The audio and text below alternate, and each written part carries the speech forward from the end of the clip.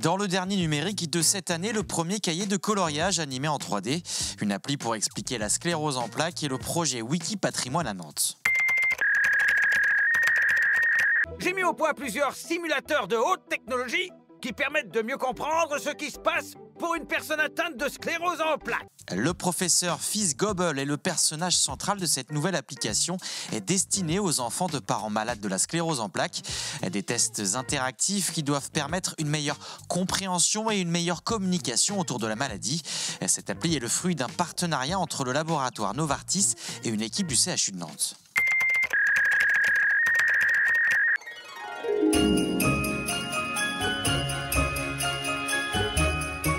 En fait, le principe du coloriage animé en 3D, c'est un cahier de coloriage papier traditionnel qui, une fois colorié et scanné avec l'application qu'on a développée, prend vie en réalité augmentée, c'est-à-dire en 3D. Techniquement, on a développé une solution qu'on appelle de live texturing, c'est-à-dire que la réalité augmentée sort du coloriage avec l'aide d'un smartphone ou d'une tablette et on vient nous positionner sur une 3D blanche le coloriage de l'enfant pour donner vie au coloriage aux couleurs réelles de l'enfant.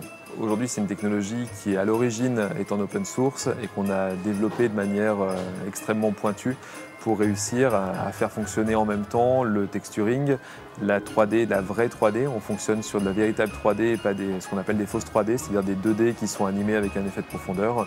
Les enfants sont extasiés de voir leur coloriage prendre vie, parce qu'on est vraiment dans ce côté magique.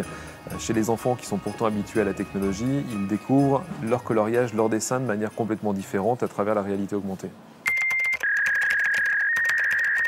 La ville de Nantes prépare pour 2018 une plateforme numérique sur le patrimoine nantais. Son nom Wikipatrimoine, une plateforme collaborative pour partager les données et les connaissances de chacun. Alors il y aura en effet deux niveaux de contribution.